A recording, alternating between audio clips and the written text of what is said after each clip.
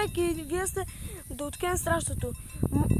Може да изберете друго име според вашия избор. Да играем на Макс или да снимаме на Макс. Аз най-много харесвам да играем на Макс, но според вас ще разреша според вас. Сега нека видим животът на овчаря и гледащия крави. Давай, Лело!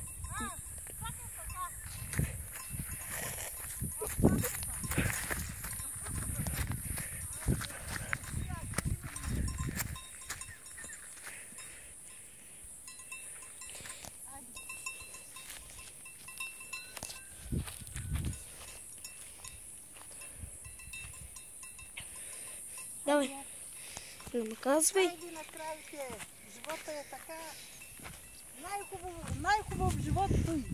Крави, овце, да се занимаваш най-хубавото нещо, нали? Да. Аз я харесвам моята професия.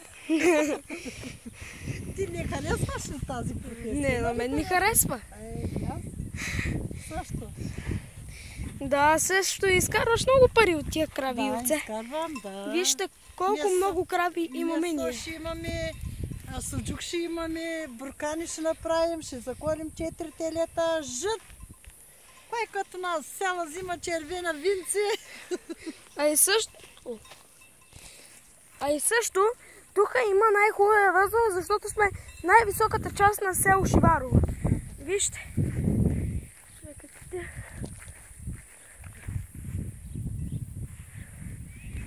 Нали? Това е живот. Добре. До другия ни клип. Сега видяхте какъв е живота. Но също понякога може да стане малко гадничък и да си издервиш. Като край там правят някой зарар. Ако някой не знае какво е зарар, означава да издадат на някой друг реколтата. Чао, и това беше от мен, страшното. И от другия път, ако искате, изберете едно от двете имена. Пишете в коментарите.